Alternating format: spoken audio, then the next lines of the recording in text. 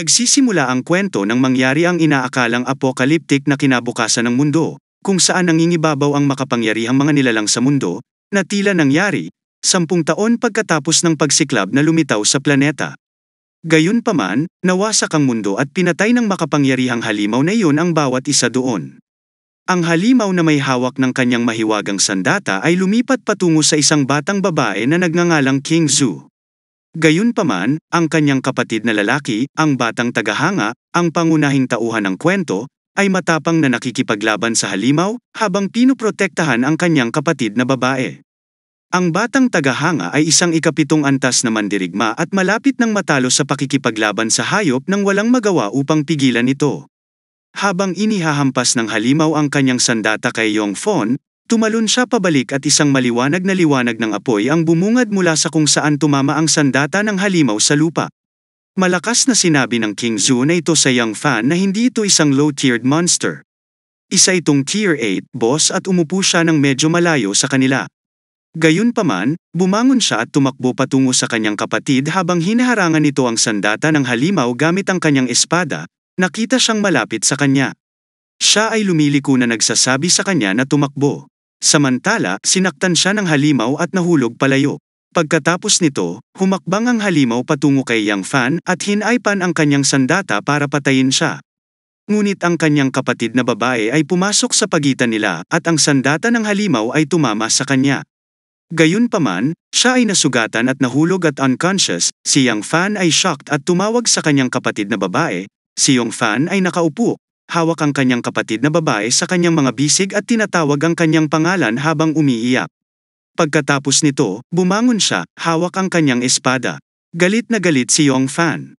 Inabuso niya ang halimaw, tumakbo papunta dito at saka pinutol ang ulo ng halimaw gamit ang kanyang espada. Habang nahuhulog ang ulo ng halimaw, isang asul na anteng-anteng ang nagmumula sa kanyang ulo at bumagsak. Gayunpaman, kinuha ni Yongfan ang anteng-anteng na iyon at nagmamadaling lumapit sa kanyang kapatid, na nagsasabing, hawakan mo. Hahanapin ng kanyang kapatid na lalaki ang banal na tubig upang pagalingin siya pagkatapos nito habang karga-karga si King Zhu. Sa kanyang likod, dumating si Yongfan sa base ng Tianland. Bilang 3, isa pa rin ito sa nawasak na lugar, nabuksan niya ang entrance door ng gusaling iyon. Nang pumasok si Yongfan, laking gulat niya nang makitang naghahalikan ang girlfriend niyang si Cloud at si Zion. Si Zion ay ang Tianlandan Base No. 3 Captain. Nang makita silang naghahalikan, nagtatanong si Yongfan kung ano ang kanilang ginagawa. Pareho silang gulat na napatingin sa kanya. Natakot si Cloud, nakita siya doon at nagkunwaring wala silang ginagawa. Nang makita ni Zion, si Yongfan, nagagalit siya. Nakita siyang buhay doon at sinabing hindi niya akalain na makakaligtas siya sa isang Tier 8 boss. Si Captain Zion Y, hindi makapaniwalang si Yongfan ay makakaligtas sa isang 8-level na demonyong boss dahil level 7 warrior pa lang siya. Kaya ang kanyang pagkakataon na mabuhay ay halos 0. Nagulat si Yongfan at napasigaw. Nagtatanong kung paano niya nalaman na Tier 8 yun. At kung alam na niya ang antas ng mga halimaw at hindi pa siya binalaan. Samantala, ang kanyang kapatid na babae ay nagsasabi ng isang bagay sa isang estado ng kamalayan. Tumingin siya sa kanya habang tinatawag ang pangalan niya. Habang iniisip na buhay pa siya habang nagpapakita siya ng ilang tanda ng buhay, kailangan niyang magmadali ngayon para mapigilan siya na mamatay pagkatapos nito. Galit niyang sinabi na pag-uusapan nila ito mamaya. Pagkatapos, habang nakatingin kay Zion, siya ay humingi ng banal na tubig sa mga banal, na kailangan niyang iligtas ang buhay ng kanyang kapatid sa lalong madaling panahon. Natawa si Zion Y, dito nagtatanong kung anong biro ito. Dahil ang Saint's Holy Water ay nagkakahalaga ng isang blue crystals. Pagkatapos nagtaka siya kung bakit niya ito ibibigay para iligtas ang kapatid niya. Ipinasok ni Yongfan ang kanyang kamay sa loob ng kanyang jacket at nagsimulang maghanap ng kung ano. Sinabing ipagpapalit niya ito sa kanyang kailangan, at nakita niya ang singsing doon. Ipinakita niya kay Zion Y, ang sinasabing golden ring na ang singsing na ito ay isang hindi mabibaylang kayamanan na lagi niyang itinatago kasama nito. Magagawa niyang maging katulad niya at kung ibebenta niya ito para sa pinakamataas na propeta, maaari siyang bumili ng kahit ano. Napatingin si Zion sa singsing na nasa kamay ni Fan, sa palagay niya ay hindi niya napagtanto na mas makakakuha siya ng higit pa sa kanya. Ang singsing na ito ay kanya na ngayon. Pagkatapos, si Zion ay ngumingiti at sumagot, hindi masama, at pagkatapos ay magtatanong kung siya ay patay na, pagkatapos ay hindi nila kailangang ipagpalit ito. Maaari niyang kunin ito mula sa kanyang patay na katawan. Bakit niya sinayang ang kanyang pagpapala para lang sa tubig para sa kapatid niya? Pagkatapos, habang nakatingin kay Fan si Zion, ibinuka niya ang kanyang mga braso at humakbang palapit sa kanya, sinasabing tunay na nakakalungkot para sa isang napakagandang babae na mamatay. Nang marinig ito, abuso para kay Fan ang mga salitang ito, nakita niyang nagalit siya. Dahil hindi siya makapaniwala kay Captain Zion Y, nasa kakilakilabot na kalagayan ang kanyang mga salita. Kaya't iniwan niya ang kanyang kapatid na babae sa gilid upang magpahinga at atakihin ang kapitan gamit ang kanyang espada upang patayin siya. Ngunit sila rin ay medyo makapangyarihan at ang kapitan ay nag-activate ng kanyang kapangyarihan nang si Yang Fan binulatlat ang kanyang espada. Gayunpaman, ang kapitan ay umatake sa kanya gamit ang kanyang mahiwagang kapangyarihan at nahulog siya palayo. At dahil sa mahiwagang pag-atake ng kapitan ay naging paralisado ang katawan ni Yang Fan. Pagkatapos nitong si Kapitan Zion Y, humakbang patungo kay Yong Fon. Habang ang mga kamay ay nasa bulsa ng pantalon dahil malubha na itong nasugatan at gustong makipaglaban sa kanya. Pagkatapos ay umupo siya malapit sa kay Yang Fon at ibinuka ang kanyang kamay kung saan niya itinago ang singsing na nagsasabing hayaan siyang tingnan kung ano ang magagawa ng singsing na ito na nakaharap sa lupa. Mabilis na hinayla ni Yong Fon ang kanyang kamao at hinayla ang kanyang kamay mula sa pagsasalita sa kanyang panaginip. Pagkatapos ay nilunok ni Yong Fon ang singsing na yon. Nang makita ito, tumayo si Kapitan Ziao Y, nagtatanong kung sa palagay niya ay mapipigilan niya siya sa pamamagitan lamang ng pagkonsumo nito. Pagkatapos nito, kinuha niya ang espada at sinaksak ang espada at siya ni Yang Fan, pagkatapos ay tumayo doon, hawak ang espada. Tumawa siya ng malakas at ibinaon ang talem sa kanyang tiyan at tinusok iyon. Sinabi niya na kukunin niya ito ng direkta mula sa kanyang tiyan at sa wakas ay makikita ang singsing sa ibaba. Samantala, ang singsing sa loob ng kanyang tiyan ay nagsisimulang kumikinang at naglalabas ng maliwanag na liwanag. Gayunpaman, ang liwanag ay napakaliwanag kung saan si Kapitan Zia at Cloud ay naipatong ang kanilang mga kamay sa kanilang mga mata, nagtatanong kung ano ito. Tapos, kumalat ang liwanag sa lahat ng dako at umuurong ang oras, habang si Yang Fan ay nagulat sa kung ano ang mangyayari ngayon. Gayunpaman, ang kwento ay lumipat sa nakaraan kung saan si Yang Fan ay natutulog na walang sando sa kama kasama ang kanyang kasintahang si Cloud. Tumunog ang alarm at mabilis siyang nagising sa tunog ng alarm, tumingin sa alarm clock sa side table malapit sa kanya.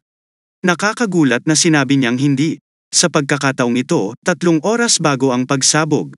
Pagkatapos nito, hinayla niya ang kanyang mga pisngi para kumpirmahin na hindi siya nananaginip. At nang kurutin niya ang balat sa mukha niya, nakakagulat na nasambit niya.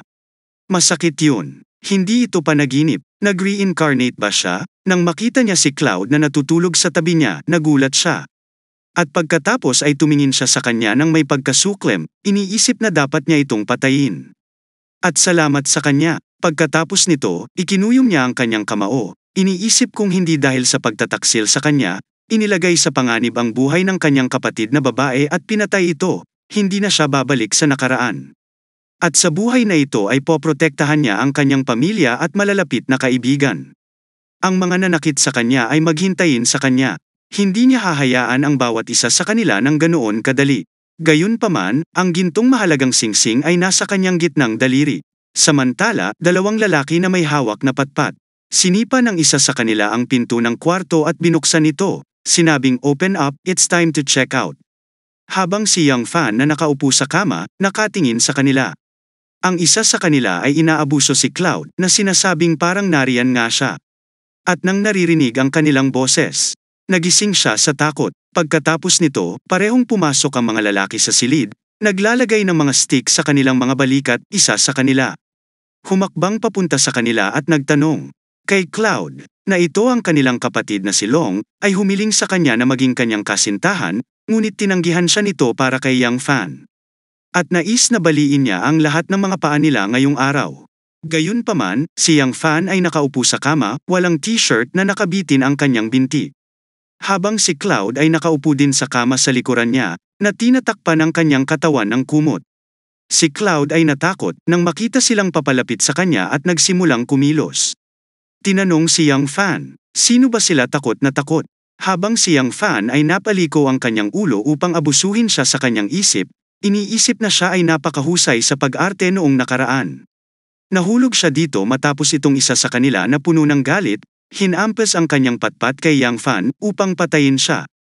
Habang inaabuso siya, na humihiling sa kanya na maglakas loob na kunin ang kanilang kapatid na si Long. Tumalon pababa mula sa kama ang mahabang babae at tumama ang kanyang stick sa kama. Pagkatapos mapaupo ni Yang Fan na ito at masyadong mabagal na sinabi, pagkatapos ay tumingin sa kanya, alam niyang may kasabihang naririnig ito. Lumingon ang lalaki at tumingin sa kanya. Samantala, tumayo si Fan at hinawakan ang ulo ng lalaki pabalik at itinulak ito, na sinasabi na sa hinaharap. Ngunit hindi niya nakumpleto ang kanyang pangungusap at hinampas niya ang ulo ng lalaking iyon sa pader nang napakalakas na nabasag ang kanyang bungo at nakitaan ito ng mga bitak ng dingding. Natakot ang ibang lalaking nakatayo sa likuran niya, na sinasabing ito ang pinakamalakas na domain. Napakalakas habang nakaupo si Cloud sa kama, nakita niya ito at nagulat siya sa pag-iisip kung paano naging malakas si Brother Fan. Matapos patayin ang isa sa kanila, lumingon si Fan at tumingin sa pangalawa na nagsasabing ngayon naman siya. Habang ang lalaki ay natatakot, gayunpaman, sinuntok siya ng Fan sa kanyang mukha nang napakalakas na ang lahat ng kanyang mga ngipin ay natanggal. Nagsisimulang umagos ang dugo mula sa kanyang bibig at siya ay nahuhulog ng paatras.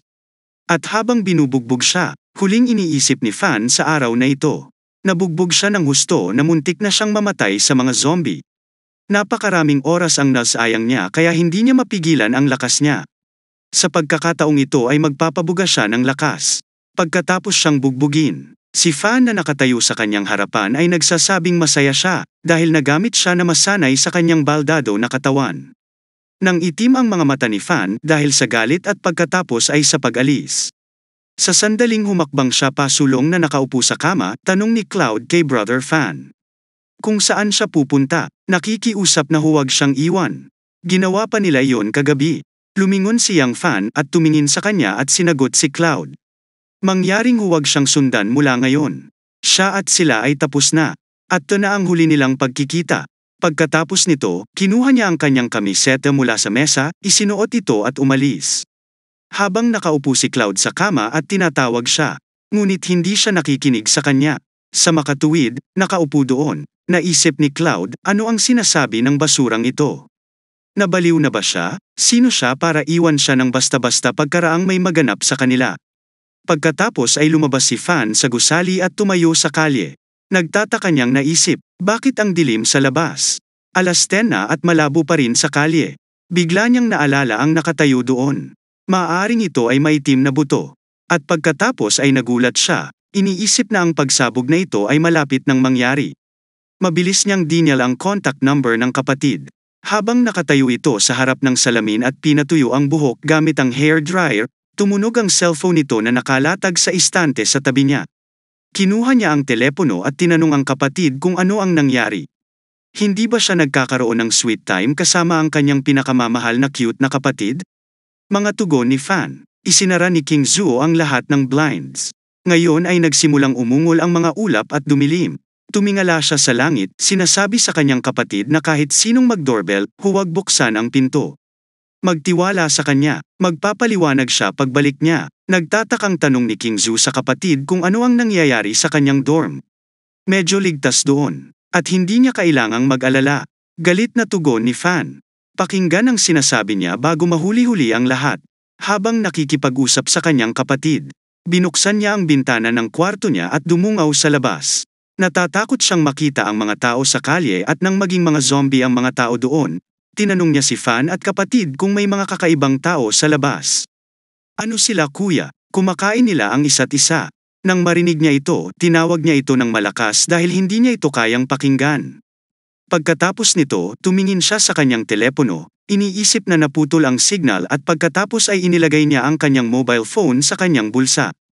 Inayos niya ang kanyang jacket, tumingala, nag-iisip kay King Zhu. Na nakaligtas sa huling pagkakataon at dapat na magawa ito kung siya ay magmamadali doon, ngayon. Samantala, ang kanyang singsing ay nagsisimulang kumikinang, nakatingin sa singsing. Ngumiti siya, iniisip na ang singsing ay na-trigger. Dapat may summoner sa malapit. Hinahanap siya ng Diyos. Pagkatapos nito, lumipat siya sa Zen Bulai's bathroom sa labas habang kumikinang ang kanyang singsing. Ngunit ang sabi ng singsing ay may bakas ng enerhiya mula sa kanilang paaralan. Ang mga babaeng banyo ay nakatalikod sa kurtina at pumapasok sa banyo, iniisip na walang gaanong pagkakaiba kumpara sa banyo ng mga lalaki. Isang babaeng zombie ang nakaupo sa sahig pagkapasok niya ay inikat niya ang ulo niya at tumakbo papunta sa kanya. Dahil namumula ang mga mata niya at may dugo sa bibig niya. Sa sandaling tumakbo siya patungo kay Fan, isang babae ang nakahandusay sa sahig sa likuran niya, na kanyang kinakain. Nakatayo roon siyang Fan, nakatingin sa kanya, sinasabing maganda ang katawan niya. Habang ang singsing nito ay naglabas ng maliwanag na gintong liwanag. Pagkatapos ay binasag ni Fan ang salamin ng cabons gamit ang kanyang siko at inalis ang palakol mula sa cabinet, na sinasabi na hindi ibig sabihin ito ay magiging madali ito para sa kanya.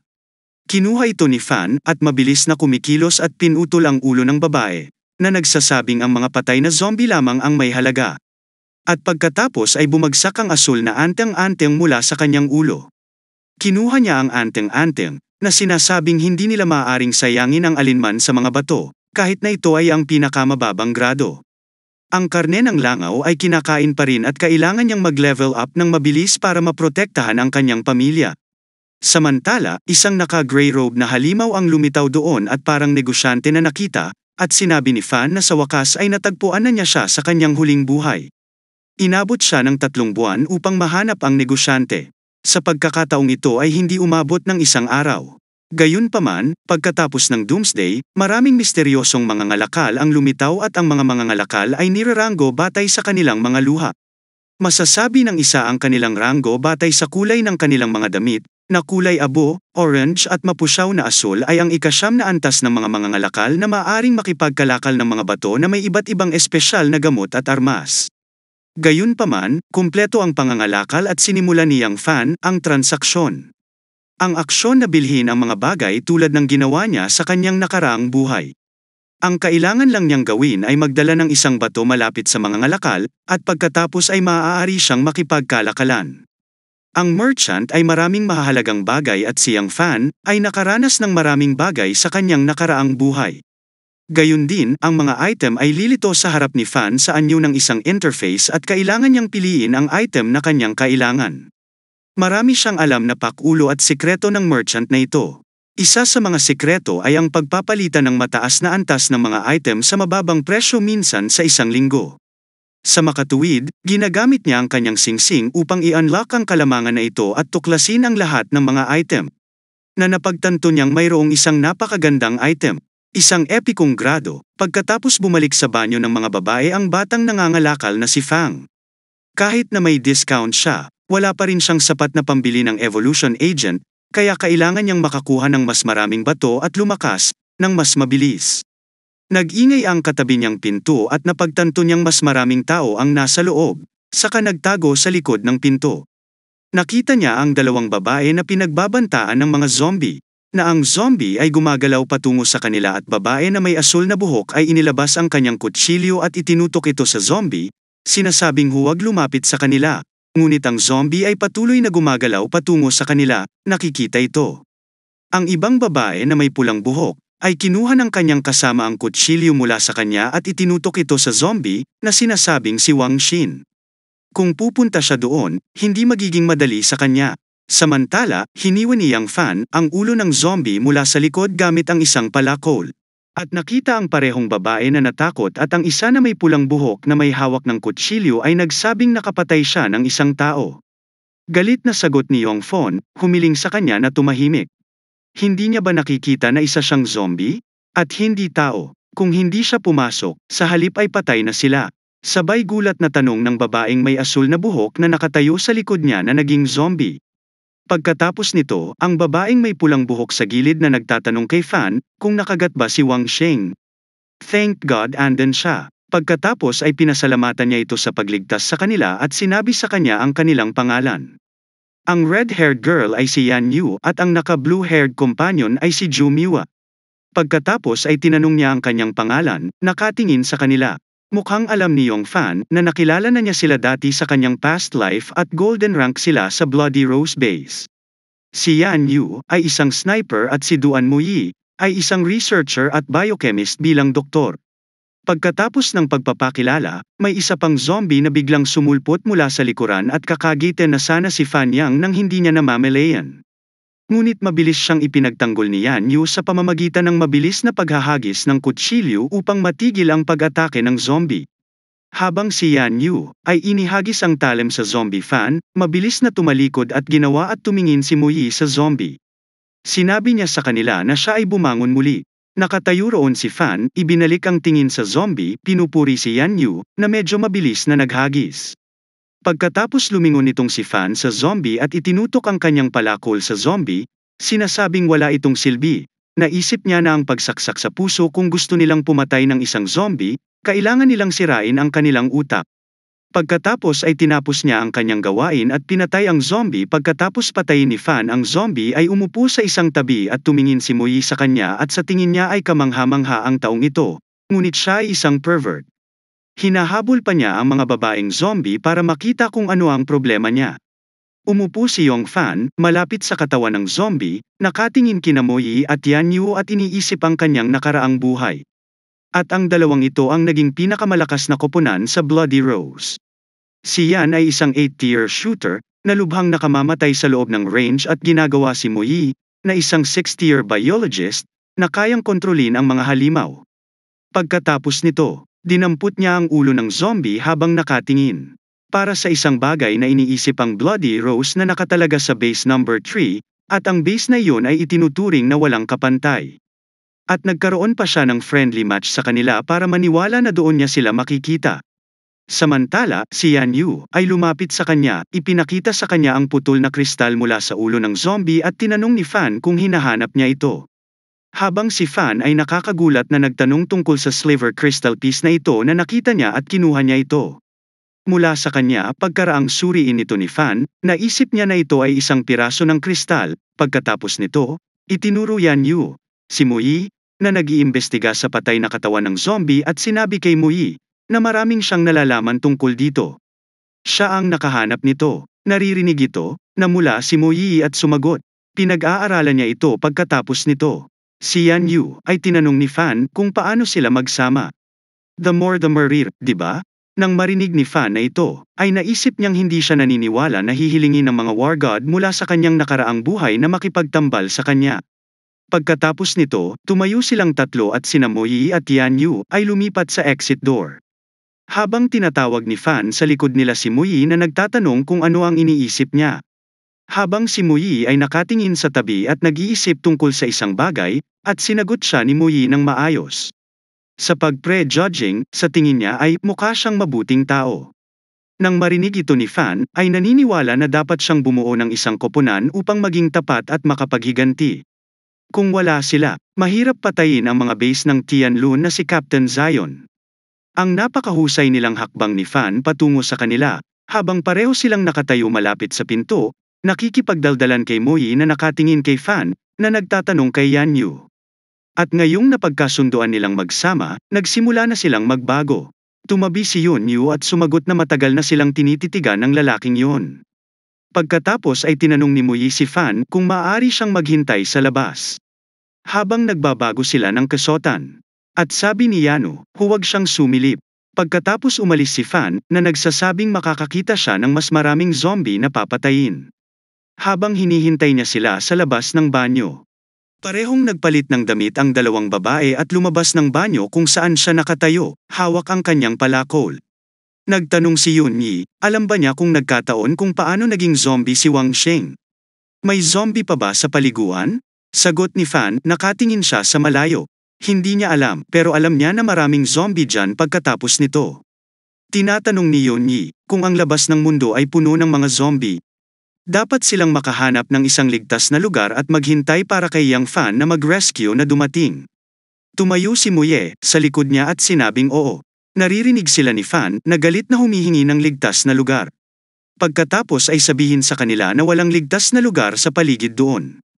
Ang mga zombie ay palaging umuunlad sa lahat ng dako. Si Winx nagtatanong kung maaari silang mag-evolve, ibig sabihin ay maaari rin silang maging Tapos yan, sabi mo hayaan mo muna silang lumabas para tignan kung may mga zombie sa paligid nila at hindi pagkatapos lumabas silang tatlo sa ladies' bathroom.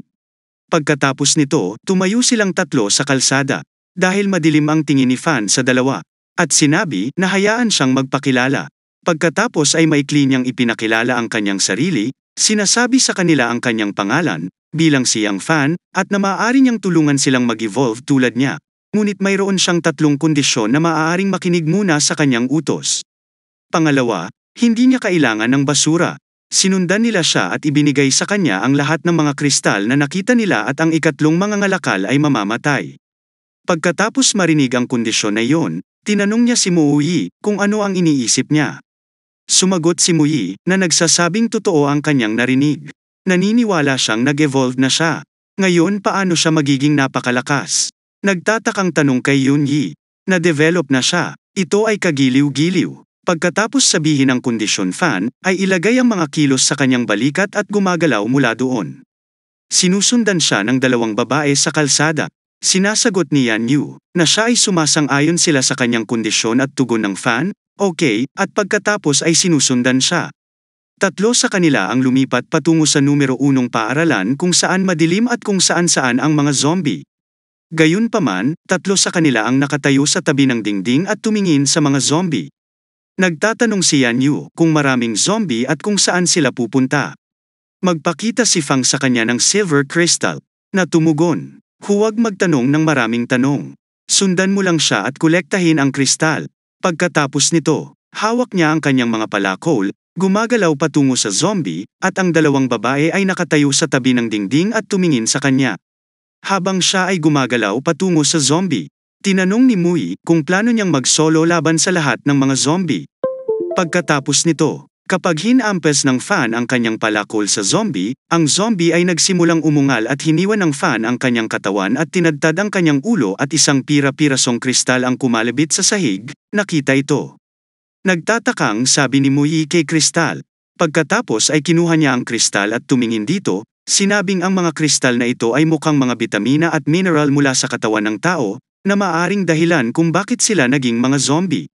Habang nakatingin si Muyi, ang kristal ay maingat na lumapit sa kanya mula sa kanyang likuran, nagtatanong kung sinasabi niya sa kanya na ang kristal na ito ay maaaring gawin silang mga zombie. Sagot ni Muyi, sa teoryang, oo, ngunit kailangan niyang pag-aralan ito ng mas malalim. Si Yan Yu, na nakatingin kay Fan, sunod-sunod na pinapatay ang mga zombie. Nakakagulat na nagtatanong kung bakit kailangan niyang mangolekta ng napakaraming kristal. Gayunpaman, pinapatay ni Fan ang mga zombie at sinayan. Yu at Muyi ay nakatingin sa kanya. Sabi ni Yan Yu na malakas talaga siya habang nagdaldalan ang dalawa. Isang zombie ang papalapit sa kanila mula sa likuran. Samantala, nakita ito ng isang lalaki na nagngangalang Mo Chan, ang kanyang sasakyan sa zombie na iyon at dinurog ito sa dingding. Napalingon ang dalawang babae. Bumaba si Mo Chan sa kanyang sasakyan at tumayo sa tabi ng pinto. May hawak na bulaklak sa kanyang bibig at inayos ang kanyang buhok. Sa kabila ng mga pangyayari, nagkita ulit sila ni Yan Yu. Ito ay dapat na maituturing na kapalaran. At kasama siya doon, ang mga zombie na ito ay hindi magkakaroon ng pagkakataon. Pumasok kayo, mga babae. Sasamahan niya sila palabas ng nakakatakot na lugar na ito ay si Muten ng Mo family at ang baliw na manliligaw ni Yan Yu. Yan, galit na tumingin ka sa kanya at sinabing si Muten ay isang tunay na kalokohan at si Muyi ay nakatayo sa tabi ng kanyang iniisip kung bakit siya naroon. Samantala, isang zombie ang gumagalaw patungo kay Yan Yu, mula sa likod at dumating si Fan doon sa oras, nilaslas ng kanyang palakol at pinutol ang ulo ng zombie, nagtatanong sa kanilang dalawa. Ano ang pinag-uusapan nila? Sumunod ka sa kanya, si Yan Yu. Ay ipinaliwanag kay Fan na itinuturo si Muten na siya. Pagkatapos pumupunta si Mo kay Fan, nagtatanong kung siya ay may mahusay na mga kasanayan at naghahanap ng bodyguard. Kaya bakit hindi siya sumama sa kanya? Mayroon siyang toneladang pera, pagliko ni Fan at paglipat mula roon upang patayin ang mga zombie. Ngunit nang ilabas ni Mo ang tseke at ipinakita ito kay Fan, itinanong niya kung bakit hindi siya naniniwala. Kaya ito kunin mo ang tseke. Makakakuha siya ng toneladang pera mula dito. At kung siya ay sumunod sa kanya, siya ay makakakuha ng tonelada higit pa. Naririnig siya. Nakatayo roon si Fan at ibinaling ang kanyang ulo sa pag-aakalang itong si Noor ay may ipinaalala lang sa kanya sa hinaharap. Siya ay kapos sa pera para sa mga armas, pagkain, at iba pang mahahalagang bagay. Samantala, humakbang ang mga zombie patungo kay Moon upang patayin siya. Habang tumatakbo siya ng paatras sa takot at nakikitang tumakbo si Fan, patungo sa kanya upang iligtas siya. Itinaas niya ang kanyang palakol at pinutol ang mga ulo ng zombie, na nagsasabing dumarami ang bilang ng mga zombie. Masyado silang nakakuha ng atensyon, kaya kailangan nilang makalayo. Pagkatapos ay tumakbo si Fan, sinabing mabilis silang sumunod sa kanya at sinusundan sila ng mga zombie. Tumayo si Mo, at iniabot ang kanyang kamay patungo kay Yang Fan. Siya ay isang mahirap na bata, ngunit hindi siya nag-abalang tingnan siya. Hindi niya ba alam kung sino siya? Siya ang tagapagmana mo family, ngunit hindi siya nakikinig sa kanya. Pagkaraan ay sinabi ni Yanyo na hintayin siya. Gayunpaman, ang lahat ng mga zombie ay tumatakbo patungo sa kalye at si Mo ay nakatayo sa likod malapit sa kanyang kotse, nagtatanong kung napansin kaya siya ng mga zombie. Pagkatapos ay tinawagan niya ang mga zombie na nagsasabing ipapaalam niya sa kanila na makakalaban niya ang hindi bababa sa 10, ngunit walang nakakapansin at nakikinig sa kanya. Habang nagtitipon ang mga zombie, pinapatay ni Fan, Muyi, at Yanyu ang napakaraming zombie at nangongolekta ng maraming sliver crystals mula sa kanila. Habang nakatayo silang tatlo, biglang lumipat ang mga zombie mula roon patungo sa nakikitang pulang bulaklak. Iniisip ni Fan kung paanong nangyari ito. Pumwesto si Muyi sa likod niya at sinabing abnormal ang bulaklak sa harapan niya. Sagot ng Fan, isa itong pangalawang tier na mutant. Habang iniisip na mayroon ng mutated monster, at mas mabilis itong umuusbong kaysa sa kanya. Nagtataka si Muyi na ang mga halaman ay maaari ding maging mga zombie. Gayunpaman, ang pulang bulaklak ay nagsimulang lumutang at naglalabas ng pulang aura mula rito, at ang mga zombie ay lumipat patungo sa bulaklak at ang pulang aura ay kumalat. Nasa paligid sila, nakikita nitong si Fan na sumisigaw na nagsasabing ingat kayo mga babae. Ang mga plano ng pangalawang antas na ito ay maaaring kontrolin ng zombie ang iba pang mga zombie sa unang antas. Sabay silang aatake. Gayunpaman, mas maraming mga zombie ang nagtitipon sa paligid nila upang patayin sila ni Fan. Pina-flash ang kanyang palakol at tinaga ang ulo ng mga zombie.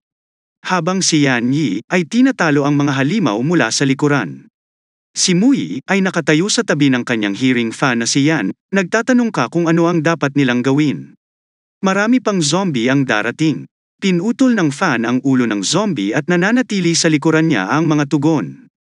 Ang mga zombie, may mga medyo mabagal. Gagawa siya ng landas. Isang zombie ang tumakbo papunta kay Muyi at nakita ito. Natakot siya at napahawak sa ulo niya. Samantala, sinipa ni Yan Yi ang zombie at itinapon, sinabihan si Maoy na manatili sa pagitan nila. Siya na ang bahala sa mga zombie, aatake sila mula sa likuran. Pinutol ni Fan ang kanyang palakol at tinadtad ang ulo ng zombie. Nakatingin ang mga zombie kay Yan. Nakangiti ka, sa pag-aakalang isa siyang miyembro ng Bloody Rose para sa kanyang mga zombie na nakikipaglaban gamit lamang ang kanyang mga kamay. Samantala, ilipat ni Mo ang kanyang sasakyan at dumating doon, iniisip na hindi matakot. Tian Yu at siya ang magliligtas sa kanya. Pinutol niya ang mga zombie na paparating sa kanya gamit ang kanyang sasakyan, sa pag-iisip na ang mga basurang zombie ay umalis sa kanyang paraan. Pagkatapos sumigaw si Fan na sinasabi kina Muyi at Yanyu na may pagkakataon pa sila pareho na makarating sa gusali ng paaralan, upang magtago at siniguraduhing ligtas ang pasukan. Habang sinasambit ito ni Fan, dali-daling bumaba si Mo sa kanyang sasakyan, pumasok sa school building at nilock ang entrance door dahil may plano siya. Habang si Yang Fan at si Mo ay tumakbo ka patungo sa pintuan. Tatanungin siya Yanyu kung ano ang ginagawa niya at hinawakan niya ang hawakan ng pinto at ngumiti. Habang kinakalampag niya ang pinto at sinisigawan siya, sinasabing buksan mo ang pinto. Ngumiti si Mo at tumugon na masayang buksan ang pinto, basta sa tingin niya na maangkin niya siya. Nang madinig niya ito, sinisigawan at inaabuso niya ito, tinatawag siyang kasuklem-suklam. Habang siya ay nakangiti, nakatayo sa loob ng kanyang kasuklem-suklam na mukha. Pagkatapos ay tinanong niya kung siya ay pumunta sa paaralang ito upang matiyak na siya ay ligtas at secure. Ang kanyang kaligtasan kahit na matapos ang 1 taon hindi na niya ito makakasama, ngunit nagpa siya na lumabas kasama ang isang mahirap na bata. Samantala, mas maraming zombie ang humahabol at lumipat sa kanila habang parehong gumagalaw at dumikit sa nakasarang pinto. Dumating doon si Yang Fan, pinutol ang ulo ng zombie sa kanyang mga kilos at iniligtas sila ni Fan.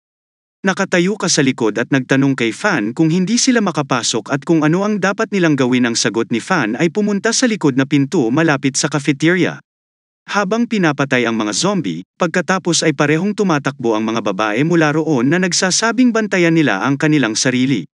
Gayunpaman, libu-libong mga zombie ang nagtitipon sa paligid ni Fan at nagsimulang kumapit sa kanya. Habang siya ay nakatayo sa pagitan nila, iniisip na dapat niyang alisin muna ang mga bulaklak na zombie. Ang bilang ay patuloy na tumataas. Samantala, sinimulan niyang patayin ang mga zombie, iniisip kung paano umakyat ang mga zombie na halaman na ito sa pangalawang baitang. Sa halip na pumatay ng mga zombie, tumakbo siya patungo sa zombie ng halaman at ibinato ang kanyang palakol dito. Sana gumana ito. Pinalihis ni Fan ang zombie ng halaman upang kumalat at itinutusok ang balat nito habang nilalaslas niya ang kanyang palakol, ngunit hindi ito nakakaapekto sa halaman. Nakita ito habang nilalaslas ang halaman gamit ang palakol. Iniisip niya kung paano ang hirap ng halamang ito. Maaari lang na makapinsala sa panlabas na balat. Samantala, nagsisimulang laban na halaman. Naninindigan ang Fan na sa kanyang nakaraang buhay, ang mga second-tier na zombie ay lumabas lamang sa isang buong linggo at ang kanyang muling pagkabuhay ay nagdulot ng biglaang pagbabagong nito. Gayunpaman, ang zombie ng halaman ay nagsimulang ilabas ang pulang aura patungo sa mga zombie, kinokontrol sila at ginagawa silang tumutok lamang sa kanya, at ang mga zombie ay nagsimulang dumami. Kita ang pag-aalala ni Yang Fan sa pag-aakalang hindi ito maganda. Nagsisimula ng magsama-sama ang mga zombie sa target. Habang patuloy niyang pinapatay ang mga zombie, akmang sasalakayin siya ng isang zombie mula sa likuran nang tila tapos na ang lahat para kay Fan, may dumating doon at iniligtas siya mula sa zombie na iyon ay sa pamamagitan ng pag-impanya ng kanyang kutsilyo sa ulo ng zombie. At ito ay walang iba kundi ang kanyang mga kasamang babae. Tinanong niya kung bakit sila bumalik. Si Yan Yu, tinanong niya kung sinabi niya na hindi niya kailangan ng basura, di ba sabi niya na huwag magtapon ng basura. Kahit hindi sila kasing lakas ng tulong niya. Tumabi sa kanya si Mui, may hawak na bote ng gasolina at nakita sila. Yung Fan smiles thinking about teaming up sa malalakas na tao sa kanyang nakaraang buhay. Habang pinapatay ni Yang Fan ang mga zombie, nakita niyang may gasgas si Yan Yu mula sa kalmo ng zombie sa kanyang braso. Tinatanong niya kung nasaktan ba siya at konting gasgas lang ang isinagot niya sa isang zombie kanina.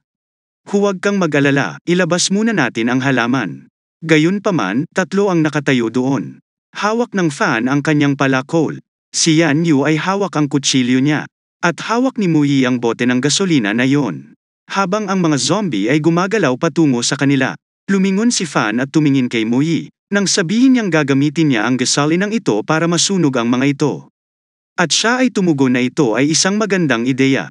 Ibinigay niya ang bote ng gasolina na iyon kay Fan, at pareho silang gumagawa ng mga plano habang ang mga zombie ay patuloy na gumagalaw patungo sa kanila upang salakayin si Yan Yu.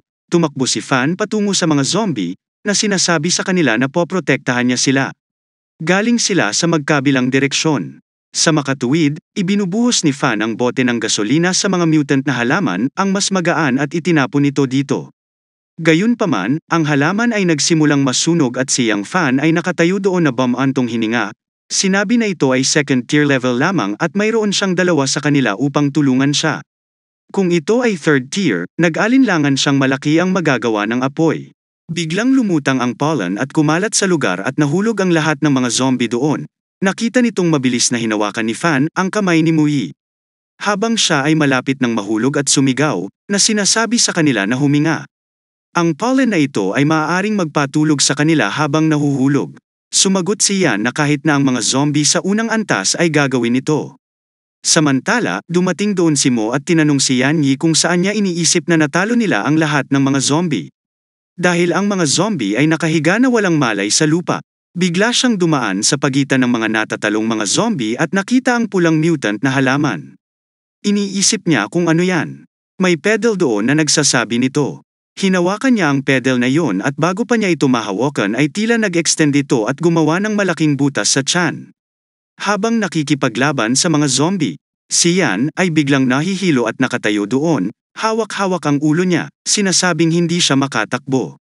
Nahihilo ang kanyang ulo matapos hawakan at tingnan ng batang fan na ito ang kanyang kamay at nagulat siya nang makitang nahawaan siya, sinusuri ang kanyang kamay.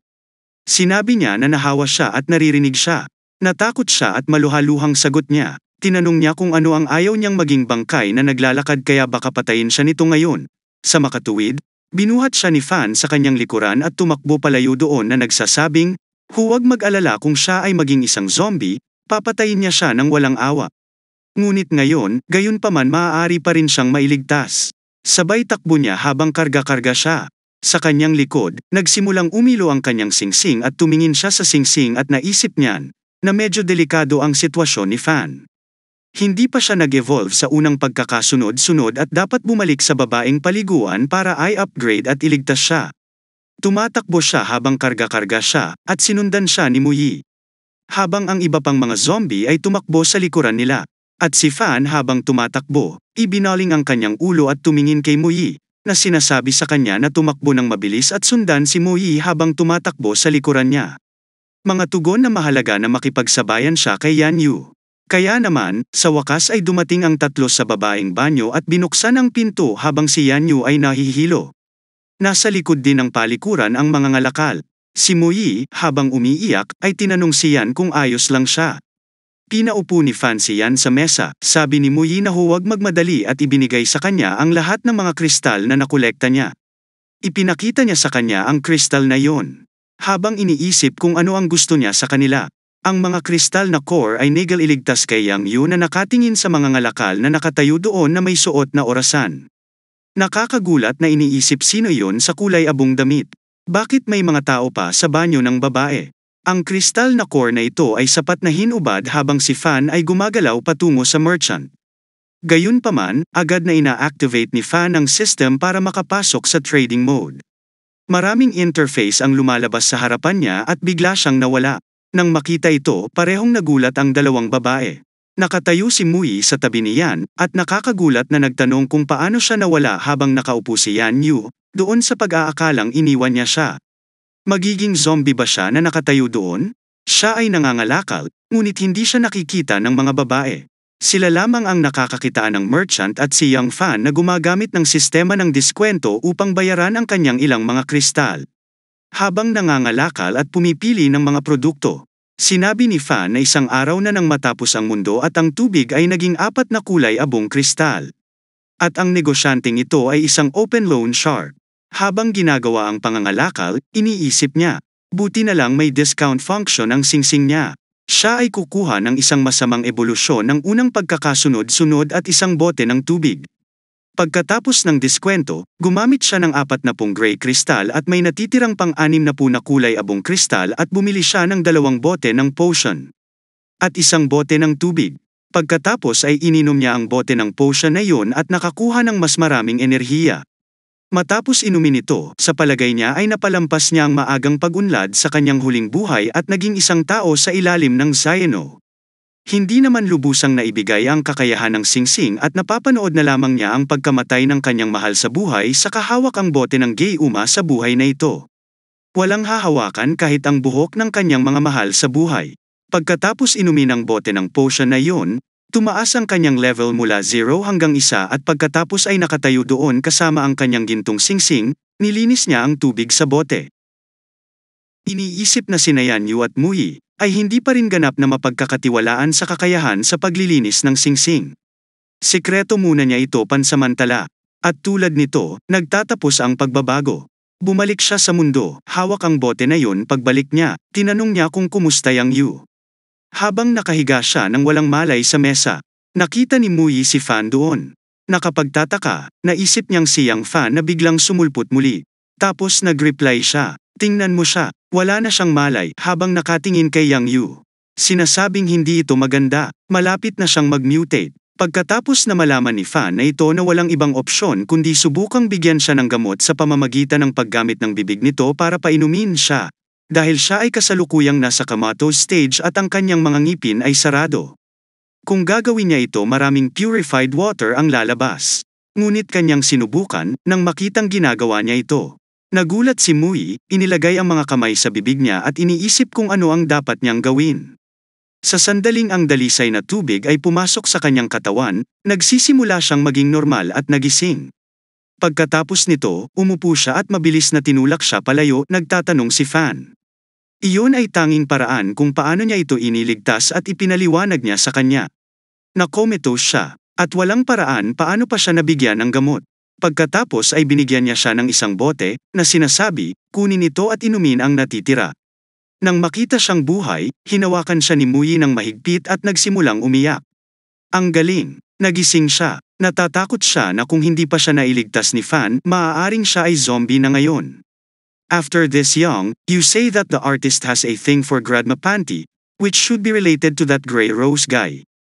Lumitaw nang makalapit siya sa lalaking iyon at biglang sumulpot na may water fan na nakatingin sa merchant at si Moy na nakatayo sa likod ay nagsasabing matalino siya. Pagkatapos ay tumingin siya sa negosyante na nagsasabing siya ay isang taksil at lumilitaw pagkatapos ng katapusan ng mundo, maaari siyang magsimulang makipagkalakalan sa kanya kung magdadala siya ng isang kristal na core sa tabi niya. Gayunpaman, ang dalawang batang babae ay tumingin sa mga ngalakal. At si Yang Yuo ay nakaupo sa bangko ay nagdaragdag ng kanyang punto sa pagtatanong tungkol sa transaksyon. Ito ay kamangha-manghang. Binago ba niya ang core para sa isang bote ng tubig? Gumamit na ba siya ng maraming crystal cores sa pagbibilang ng utang niya sa kanya? Papatayin niya ang higit pang mga zombie sa hinaharap para bayaran siya. Pagkatapos nito, lumipat siya mula roon na nagsasabing, huwag nang mag-abala at nag-aaksaya ng maraming oras. Inilagay ni Yan Yu ang kanyang braso sa balikat ni Muyi at sinundan siya. Nagtataka si Muye kung bakit siya nagkakaganito. Hindi pa siya nakaka-recover. Pagkatapos nito, tatlo silang nakatayo sa labas ng teaching building. Dahil napakaraming bangkay ang nakahandusay sa kanilang harapan sa kalsada. Nang makitang ito inuutusan sila ni Fan. Habang ang mga zombie na ito ay comatose, pumunta sila upang alisin ang kanilang mga kristal na core. Biglang lumapit si Mui sa kanila at nakita siya. Nakapagtataka, tinanong siya ni Fan kung paano siya naging zombie. Habang papalapit siya sa kanila, tumayo si Fan sa harap ng babae upang iligtas sila, na nagsasabing mag-ingat. May hindi tama doon, biglang lumitaw ang mutant na pulang halaman mula sa lupa at inatake ang si Yan Yu. Ngunit sinunggaban siya ni Fan at inisave ang kanyang oras, sinasabing mag-ingat.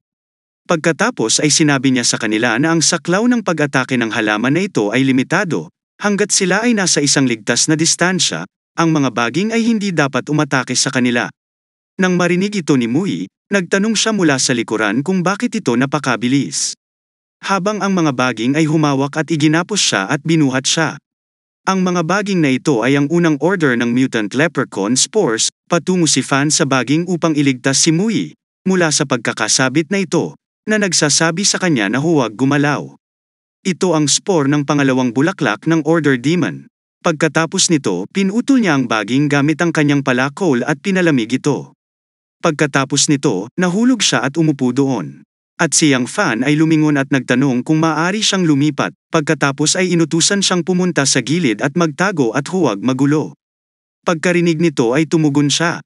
Okay, sorry. Masyado siyang mabagal pagkatapos nito. Ang ugad ay nagsimulang mapagtanto ang posisyon nito patungo sa kanila at makitang si Fan, ay agad na nagpapalem sa kanila na huminga. Ito ay lason. Inatake ng ilang lason ang kanyang mga mata, at inilagay niya ang isang kamay sa kanyang mata at sumigaw, na nagsasabing hindi niya maimulat ang kanyang mga mata. Pagkatapos ay sinabi niya sa kanila na mag-ingat at iligtas ang kanilang sarili mula sa posisyong ito. Ang isang maliit na dami ng lason ay pumapasok sa kanyang mata habang ginagamit niya ang kanyang singsing upang linisin ito, habang dinadalisay ang kanyang sarili. Mula sa posisyong ito, sa tingin niya, buti na lang, magagamit niya ang singsing upang salain ang mga lason, kung hindi, siya ay tumaob sa kanal. Gayunpaman, ang singsing ay naglilinis ng lason at binuksan niya ang kanyang mga mata. Inatake ang lason na ugat gamit ang kanyang palakol at pinutol ito sa mga piraso.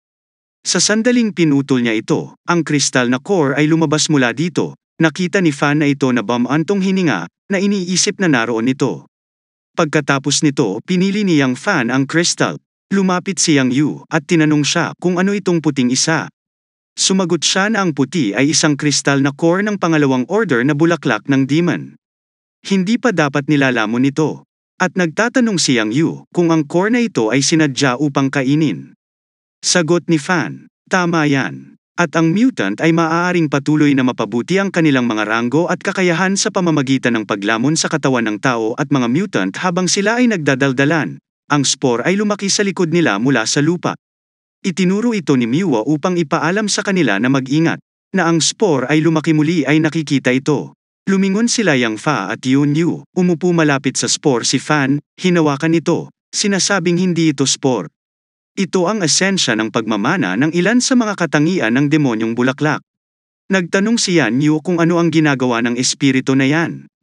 At sumagot siya na malalaman niya mamaya. Pagkatapos ay tumayo siya na nagsasabing, halika, kailangan nilang bumalik sa bahay ng paliguan. Nagtatakang nagtanong si Yan Yu kung bakit humihingi ng pagbabalik sa negosyante at sa tingin niya ay matalino hakbang. Kaya naman, pareho silang bumalik sa babaeng banyo. Nilapitan ni Yang Fan ang negosyante sa pag-iisip na bagamat ang mga puting kristal ay nagkakahalaga ng 1,000 gray na kristal at wala nang matitira pagkatapos na bilhin ang craftsman card, sinundan siya nito. Pagkarating malapit sa merchant Fan at sinabihan siyang buksan ang transaksyon. Ayon sa kanyang utos, babukas ang transaksyon at lalabas ang interface kay Fan. Nawala siya at pumasok sa mundo ng kalakalan. Habang nangangalakal, naisip niya bilang karagdagan sa mga artisan card 2 first order evolutions at 1 baril. Gayunpaman, ang palitan ay kumakain ng kanyang 1,000 kristal at 116 grays ang kakainin. Pagkatapos nito, natapos ang transaksyon at bumalik siya sa banyo ng babae. Bumili siya ng baril at 2 ahente ng ebolusyon. Sa pagkakataong ito ay ibinigay niya ito kay Yun Yu, na nagsasabi sa kanya na siya ay isang ahente ng ebolusyon. Uminom mo ito at ang baril na ito ay para sa kanyang proteksyon. Si Yan Yu na may hawak ng baril ay tumitingin sa kanya na may kainahinala, nagtatanong kung binibigay ba niya ang baril na ito sa kanya. Hindi ba kailangan niya ng sandata para sa kanyang sarili? Ipinakita sa kanya ni Yang Fan ang kanyang artisan card. Gamit ang card na ito, binili niya ang pinakamahalagang item sa tindahan ngayong linggo. Dahil alam niya ang pinakamagandang item pagkatapos niyang maranasan ang karanasang ito bago siya sumagot. Mayroon siyang martilyo na ito. Ang mga batang babae ay nasa sabik na malaman kung ano ang card na ito, kaya ipinakita niya ang kanyang tunay na kapangyarihan sa pamamagitan ng paglukot nito. Sa sandaling durugin niya ang card, namumula ang kanyang mga mata at pumasok siya sa mundo ng kalakalan. Doon niya isinaaktibo ang kanyang kapangyarihan at bumalik sa kanila. Pagkatapos nito, ikinuyom niya ang kanyang kamao at nagsimulang umilo ang kanyang singsing. Pagkatapos ay sinabi niya sa kanila ang tungkol sa kanyang propesyon ng craftsman at ang singsing. Maliwanag ang mundong ito at hindi siya mamamatay ng mabilis dito. Ang sabi ni Yang Yu na mukhang hindi naman siya gaanong nagbago at sinasagot niya ang nakikita niya sa kanyang mga mata ay hindi ako nagbabago. Nagpapakita siya sa kanya ng malapitan. Gayunpaman, humakbang siya sa unahan patungo sa mga ngalakal at pareho silang nakatayo sa likuran niya. Bahagyang nakayuko ang kanyang palakol. Iniisip sa pamamagitan ng pagkakayari na ito, makakabuo siya ng isang malakas na koponan sa eschatology at crush na ito at sa Skywheel Base. Pagkatapos nito, hawak niya ang kanyang palakol, sabi ng pagbabagong anyo ng craftsman at ginawang espada ang kanyang palakol. Nagulat ang 2 babae. Ipinakita sa kanila ni Yang Fan ang espada at sinabi sa kanila na ang mga artisan ay maaaring gumawa ng anumang material bilang kagamitan. Pagkatapos hawakan ang espadang yun, idinagdag niya ang kakanyahan ng variant dito. Ginagamit niya ang Sliver M, dinadala ito sa harap ng espada at inililipat ang mga enerhiya sa isang espada. Gayunpaman, itinaas niya ang kanyang espada pataas. Pagkatapos ng pamamaraang ito, at isang maliwanag na liwanag ang lumitaw. Pagkatapos nito, ipinakita niya sa kanila ang Taybak, na sinasabi sa kanila na nagtataglay ito ng mga katangian ng pagpaparalisa sa kaaway. Nang marinig ito, ngumiti si Muyi, sinabing maganda ang napakinggan niya. Ipinakita sa kanya ni Muyi ang kanyang scalpel at tinanong kung maaari niya itong baguhin. At sumagot siya na magdadagdag pa siya ng mga materyales para gumawa ng 2 kutsilyo para sa kanya. Pagkatapos nito, sinimulan niya ang kanyang trabaho, nagdagdag ng higit pang materyal sa scalpel at pinahit ang 2 kutsilyong ito. Matapos gawin ito, nagulat din siya nang makita ang tagumpay na ito at pagkatapos ay ibinigay ang 2 kutsilyo sa kanilang 2 na nagsasabing subukan ito. Ang pagsuri sa kutsilyong iyon ay nagsasabi na ito ay masyadong hindi makaagham gamit ang kamay. Pagkatapos si Yan Yu ay kumuha ng isang bote ng Gayuma para sa kanyang sarili at ang isa ay ibinigay kay Mui. Nagtatanong kung maaari silang mag-evolve ng mga kakayahan pagkatapos uminom ng evolution potion. Nagulat si Mui nang makita ang bote ng Gayuma. Dahil hindi siya nakikinig sa mga ito, ngunit kinukuha pa rin niya ito sa kahilingan ni Yang Fan. Matapos si Fan ay iikot ang kanyang ulo at pinipiga ang kanyang mga mata, nagre-replay. Hindi, itong unang order. Ang evolutionary potion ay maaari lamang mapahusay ang kanilang pisikal na potensyal. Ang paghawak sa bote ng potion na iyon ay iniisip na gusto niyang suriin ang mga komposisyon nito sa laboratorio. Gayunpaman, ang evolutionary agent na ito ay mabibili sa hinaharap. Pagkatapos nito, iniinom niya ito sa sandaling inumin ito ng parehong mga batang babae. Nakita nila ang ilang pagbabago at kapangyarihan sa kanilang mga katawan. Pareho silang nasa sabik pagkatapos uminom ng potion na iyon. Dahil pakiramdam nila ay nilalakasan ng kanilang mga anak ang kanyang kamao at ngumiti, na nagsasabi na ito ay kamangha-mangha at ang kanyang pakiramdam ay malakas. Si Yang Fan ay sumagot. Pakiramdam niya ay kaya niyang tamaan ang daan-daang switches gamit ang kanyang espada at humakbang sa unahan, at sinabing, "Let's go, their next location is the girl dorm," kung saan naroroon ang kanyang kapatid na babae na si King Zhu. Pagkatapos nito, bumaba ang tatlo sa kalye kung saan ang isang lalaki ay nakaupo sa isang kotse, sinunggaban ni Fan ang lalaki mula sa kotse, itinapon siya at umupo sa kotse mismo, na sinasabi sa batang babae na magmadali pagkatapos nito. Mabilis niyang pinaandar ang sasakyan, sa pag-aakalang darating siya. Sinagasaan niya ang bawat zombie sa kanyang harapan gamit ang kotse. Gayunpaman, dumating ang tatlo sa kanilang destinasyon. Nakita ang female dormitory building. Una, ang sasakyan doon at nagsimulang sundan ng mga zombie. Ngunit hinarang niya sa hagdan ang kotse at pagkatapos ay tumakbo ang tatlo patungo sa hagdan. Habang umaakyat sa hagdan, si Yan Yu ay nagtanong tungkol sa room number ng kapatid niya at sumagot siya ng 501. Gayunpaman, dumating ang tatlo doon. At pagdating pa lang nila, laking gulat nila nang makita ang mga bangkay doon. Inilagay ni Yan Yu ang isang kamay sa kanyang ilong at sinabing hindi ito tama sa pakiramdam. Bukas din ang pinto ng kwarto ng ate niya kaya pagkapasok nila ay sira ang bintana ng kwarto niya at nawawala siya. Sumali si Fan para tawagin ang kanyang kapatid. Ngunit walang tao doon. Si Yan ay yumuko para ipakita ang mga bakas sa sahig at mga istante, na sinasabi sa kanya na ito ay bakas ng pakikibaka.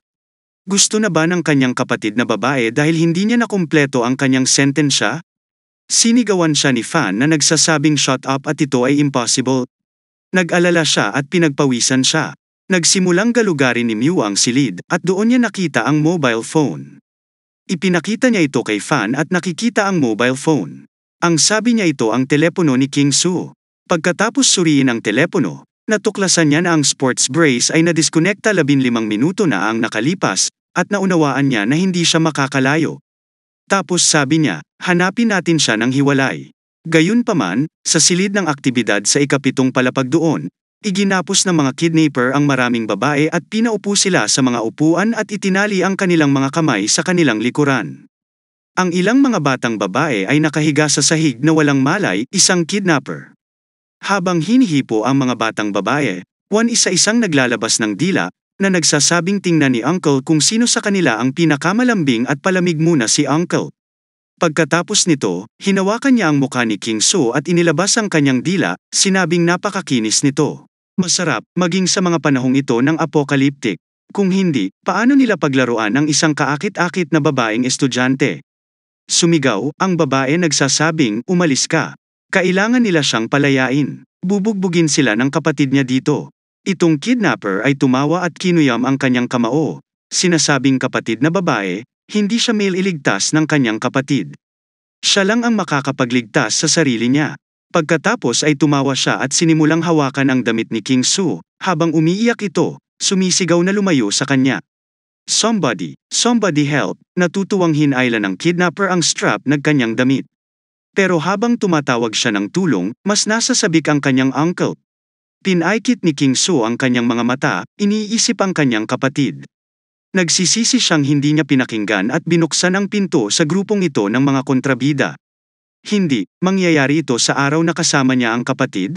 Sa pag-iisip na ito ay nagsimulang tumulo ang mga luha mula sa kanyang mga mata. Samantala, si Fan ay dumating doon, pinindot ang pinto ng silid at pumasok, na nagsasabing huminto. Nakikita niya ito, lumingon ang mga kidnapper at tumingin sa kanya. Habang hinihila ng kidnapper ang suspender ng kamisete ni King Su, nasasabik siyang makakita si Fan roon. Habang nakakagulat na nagtanong ang kidnapper kung paano siya makakarating doon. Galit na galit si Fan nang makita niyang hawak niya ang kanyang kapatid. Siya ay sumisigaw sa kanya, sinasabing tanggalin ang kanyang maruruming kamay sa kanyang kapatid. At pagkatapos ay inaatake niya siya ng kanyang espada at pinatay siya, na sinasabi, pumunta ka sa impyerno. Pagkatapos nito, ang iba pang mga kidnapper at ang kanyang mga kasamahan ay kinuyam ang kanilang mga kamao at lumapit patungo kay Fan. Na nagsasabing ang mabahong batang lalaki ay nang-ahas na patayin ang kanilang big brother. Pagod na siyang mabuhay at ngayon ay patay na. Hinampas ng Fan ang kanyang espada at pinatay sila ng paisa-isa, na sinasabi kay King So na huwag matakot at hindi niya bibitawan ang dalawa pang big bully na ito. Habang inaatake niya sila gamit ang kanyang espada, tumakbo ang isa sa mga kidnapper patungo kay Fan at akmang sasalakayin siya gamit ang kanyang kutsilyo, habang sinigaw na mamatay ka ng bata ka. Ang kutsilyo mula sa likod, na tumusok sa ulo ng mga kidnapper, at namatay siya. Nakita nitong lumingon si Fan, at tumingin sa kanya at ngumiti habang pinatay silang lahat ni Fan. Nananatili ang isa sa kanilang mga kasama, at kapag si Fan ay gumagalaw patungo sa kanya na hawak ang kanyang espada, siya ay natakot at nakita ang kanyang namatay na kasamahan at yumuko sa harap ni Fan na nagsasabing patawarin siya. Pakiusap, huwag mo siyang patayin. Hindi na siya maglalakas loob. Pagkatapos ng batang ito, pupunta kay Fan na nagtatanong kung patay na siya at nagmamadali lang siya ngayon. At sagot niya, huwag kang makonsensya. Ito na ang katapusan ng mundo. At kung hindi niya ito papatayin siya nito. Pagkakalas ni Fan sa kamay ng kapatid, mabilis siyang niyakap at umiyak, sabi ni Kuya, natakot talaga siya. Niyakap siya ni Fan. Sagot niya, nagsisisi siya, siya ay nahuli, ayos lang, huwag kang umiyak. Gayunpaman, iniligtas din ni Fan ang dalawa pang babae. Ang isa sa kanila ay tumingin sa kanya, ngumiti, at nagpasalamat sa kanya sa pag-iingat sa kanila. Gayon din, susundan nila siya sa hinaharap. At ang sabi ng ibang babae, oo, nakasalalay sa kanya ang kaligtasan nila at tinatanggihan niya ito. Pagkatapos, si Fan na nakaturo sa bintana ay nagsasabi sa kanila na ito na ang katapusan ng mundo, at hindi na niya kailangang mag-alaga ng basura. Pagkatapos ay itinuro niya ang mga patay na batang babae at sinabi sa kanila kung hindi sila malakas, mamamatay sila tulad nila sa huli. Samantala, pagdating doon, nakatayo siya sa pintuan, nakatingin sa pagtatanong kay Fan kung ano ang mali. Nahanap na ba niya ang kapatid niya? Nakangiti lang si Fan at tumugon na nakita niya siya. Tera na pagkatapos nito, inilagay niya ang espada sa kanyang balikat kasama ang kanyang kapatid na babae, sina Miwa at Yan. Iniwan ang dalawang babae na nakatayo sa likuran, nakatingin sa kanila at iniwan na sila. Ang isa sa kanila na nagtatanong kung dahil lang ba sa hindi sila kasing ganda ng iba pang dalawang babae sa tabi niya. Sagot naman ng isa, tila hindi nasayang ang tatlong babae, gayunpaman, nakatayo sa ikalawang palapag na nakatingin sa sasakyan habang napakaraming mga zombie ang nagkukumpulan sa ground floor. Nang makita ito, sanabi ni Fan na, napakaraming zombie ang sumunod sa kanila kaya bababa muna siya para lutisin ang mga ito. Maaari silang bumaba pagkatapos. Pagkatapos nito, tumalon siya pababa, hawak ang kanyang espada, iniisip ang kristal. Doon siya dumarating. At pagkatapos ay pinapatay niya ang lahat ng mga zombie ng isa-isa. Habang pinapatay niya sila, ang kapatid niyang nakatayo sa ikalawang palapag ay nasasabik na makita ang kanyang kapatid na pumapatay ng mga zombie pagkatapos patayin ang lahat ng mga zombie at makuha ang crystal core. Tumingala siya na nagsasabing nalutas na ang mga zombie. Sinabi ni King So na ito ay mahusay at sila ay marunong bumaba. Pagkatapos nito, sumakay na sila sa kotse at umalis na sila. Sa kanilang daraanan ay maraming zombie. Si Yan Yu ang nagmamaneho ng sasakyan at si Fan ay nakaupo sa front seat kasama niya. Napatingin siya sa kapatid na nakaupo sa likurang upuan habang gutom at kumikilam ang tiyan. Nakikita ito, sinabihan niya si Yan Yu na ihinto ang sasakyan doon at pumunta sila sa supermarket na ito. Si King So na sumagot, nagtatanong, pero kuya, maraming zombies dyan. Si Mo Yi ay nakaupo sa likurang upuan makasama si King Su, Idinagdag ang kanyang punto, na nagsasabing dapat silang mag-imbak ng pagkain at tubig. Ang isang supermarket ay may malayong pintuan sa likod. Maaari silang pumasok mula doon. Si Yan Yu nang umiti at tumugon. Okay, pumunta sila sa back door. Nang marinig ni King Zhu na ito ay nasa sabik at inilipat ang kotse patungo sa pintuan sa likod dahil napakaraming zombie din. Pagkababa nila sa sasakyan, tumakbo ang mga zombie patungo sa kanila. Tingnan mo ito, sabi ni Yong Fan siya ang manggana. Malapit silang sumunod at pagkatapos ay pinapatay niya ang mga zombie doon. Matapos silang patayin, pumasok sila sa supermarket. Si King So na nasa sabik na makita ang mga pagkain doon at pagkatapos ay nagsimulang tuklasin ang mga ito. Nakita niya ang paborito niyang chips at sinabi niya kasama ang paborito niyang potato chips at Fat House. Masarap na tubig, at sa palagay niya ay nabubuhay siya muli. Habang si Yan Yu, sa tabi at sinabing walang zombie sa supermarket na ito at puno ito ng pagkain. Magpahinga na tayo dyan mamayang gabi.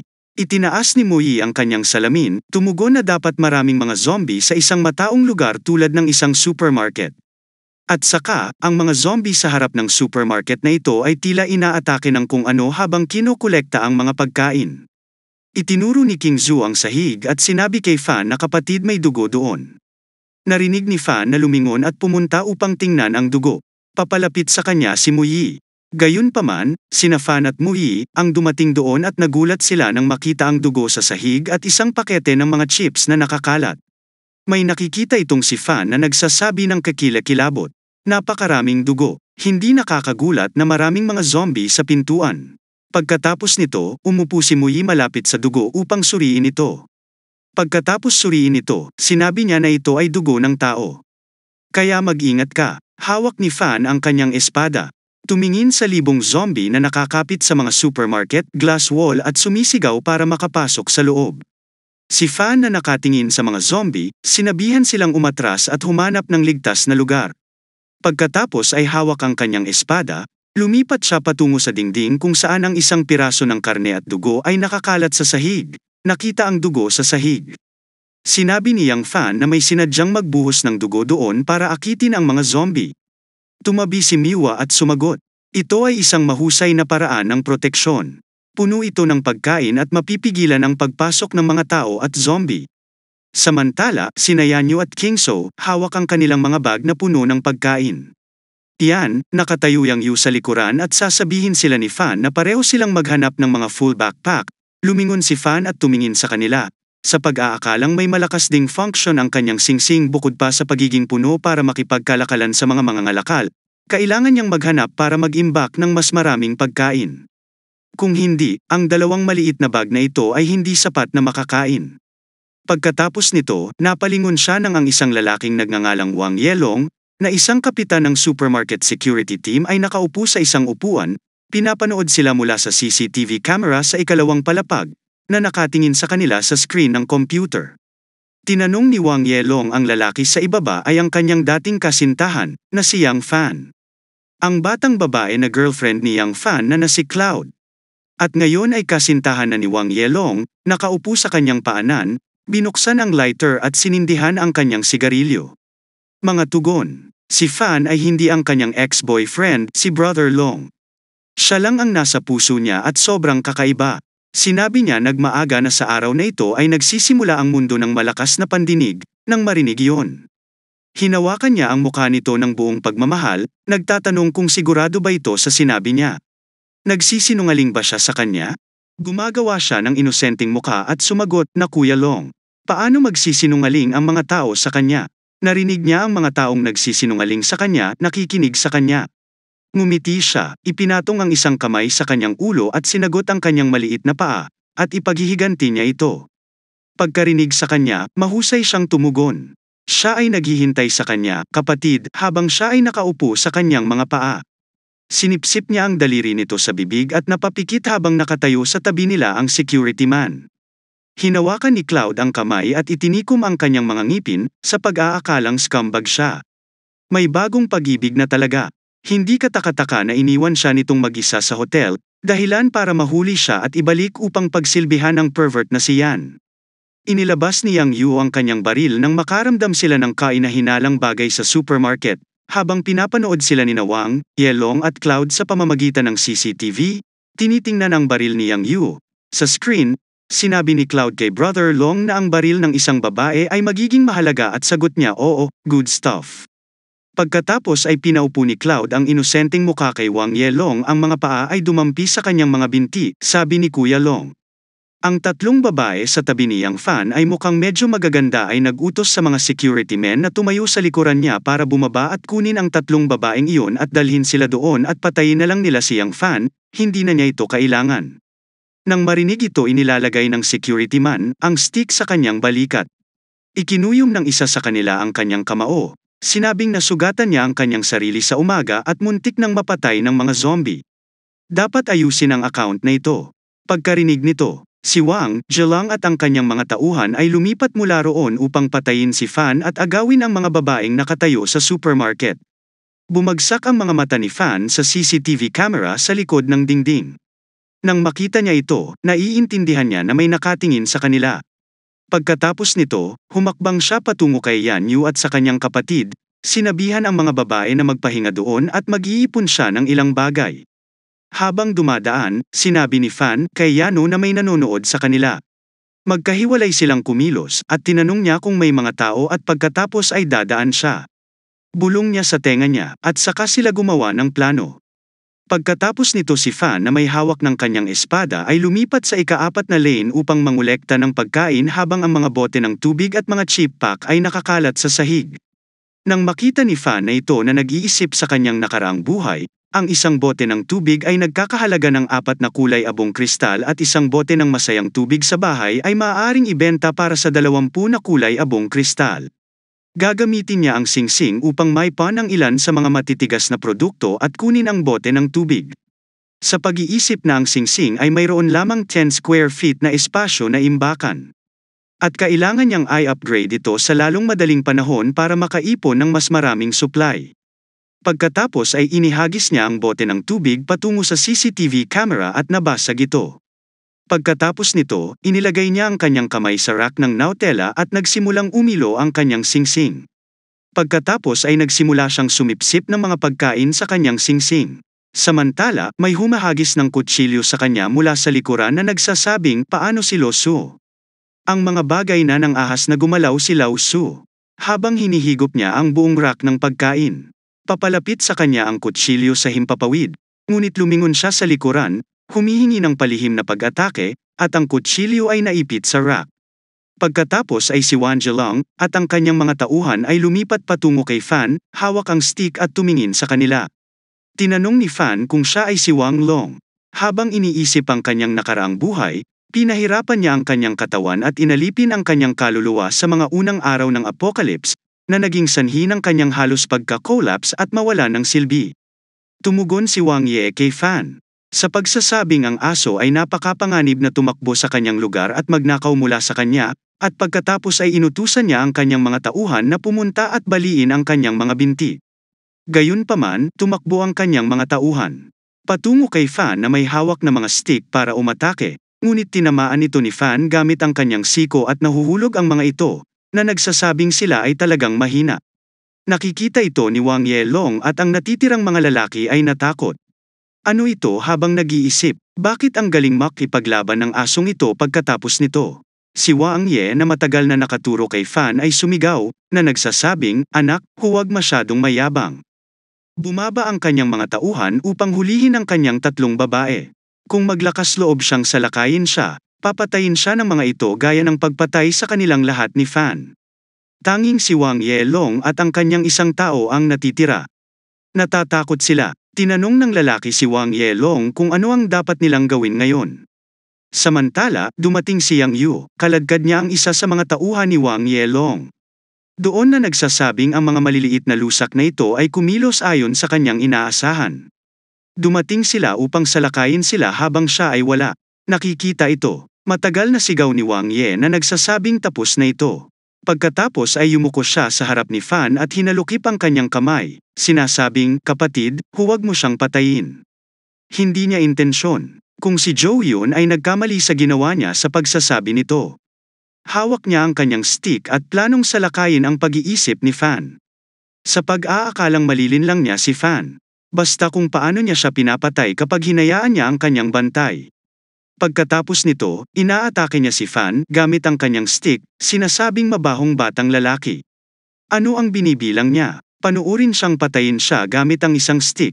Ngunit kinuha ni Fan ang kanyang stick at tinusok ang isang matulis na punyal sa kamay ni Wang Yelong. Si Wang Yelong ay nagsimulang sumigaw, nagtatanong kung ano ang ginawa niya sa kanyang kamay nang mabilis, sinasabing humingi ng tawad. Kung hindi ay pahihirapan niya siya habang hawak ang kamay niya. Nagsisimula siyang sumigaw, nakikita ito. Ang kanyang kasama ay natakot at tumakbo palayo, na nagsasabing siya ay isang halimaw. Wala silang nagawa at patawad Big Brother. Habang si Yan Yu, na nakatingin kay Wang Yilong na nag-iisip ng mabuti. Ang crafting ay isang bagay na magagamit din niya ito sa ganitong paraan. Matapos ito ay nakatayo si Fan. Habang nakababa ang kanyang espada sa sahig bago tinanong ni Wang Yilong kung papatayin ba niya siya. Tugon si Wang Yelong, na kapatid, hayaan mo siya. Lahat ng ito ay pinukaw ni Zhou Yun na iyon. At walang masamang dugo sa kanilang dalawa.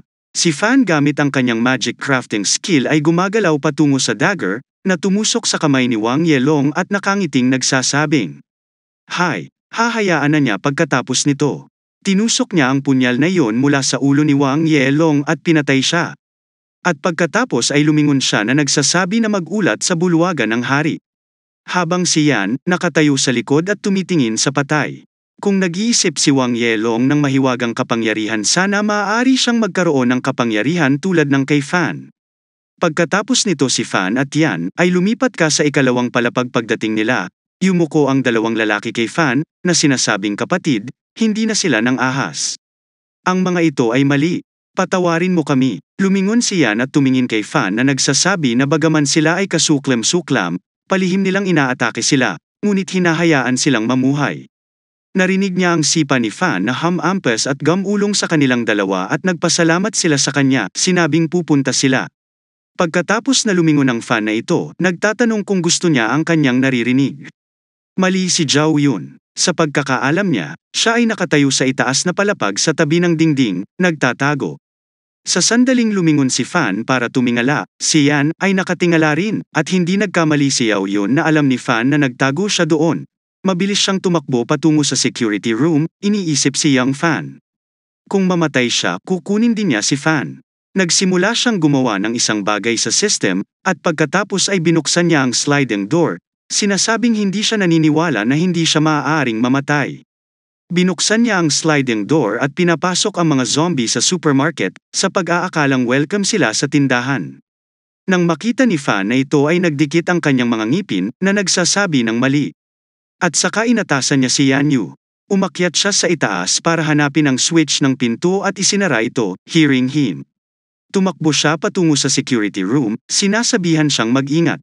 Habang bumababa si Fan sa hagdan, tumakbo ang kanyang kapatid na babae at si Moe patungo sa kanya, sinabihan ang kanyang kapatid na tumulong. Papasok na ang mga zombie sa tindahan. Habang libu-libong zombie ang papunta sa kanila para kainin sila, tumakbo si Fan patungo sa mga zombie, hawak ang kanyang espada, sumisigaw kay Moe na protektahan ang kanyang kapatid. Siya na ang bahala sa mga zombie. Tumayo si King Zhu sa likod at nagpaabot kay Fan ng good luck. Inilabas din ni Moe ang kanyang kutsilyo para protektahan si King Zhu mula sa mga zombie, at nakatayo sa likod si King Zhu. Natakot habang tumatakbo ang mga zombie papunta sa kanila, tinuturo siya. Sa kanila na nagsasabi kay King Zhu, huwag matakot, poprotektahan niya siya sa kabilang panig. Habang si Yan ay pumasok ka sa control room, iniisip ang switch para isara ang pinto ay dapat nandoon.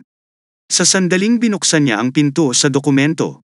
Maling pang-aabuso at inatake siya ni Zhou Yun Cloud gamit ang stick. Ngunit si Yan Yu ay umatras sa oras at iniligtas ang sarili pagkatapos nito. Hinawakan ni Yan Yu ang kayang likod ng kanyang leeg, na sinasabing alam niyang susubukan niya ito, sa pag-aakalang napabuti ng evolutionary agent ang kanyang liksi. Itinali ni Yano ang kanyang mga kamay at paa at pinaupo siya sa sahig. At pagkatapos ay umupo siya sa upuan ng control system. Habang si Cloud na maling nakaupo sa sahig ay gumapang patungo kay Yan at nagsasabing pakawalan siya. Habang sinusuri ni Yan ang sistema, sumagot siya na isinara ang mabahong bibig, na nagsasabing itatapon niya siya mamaya.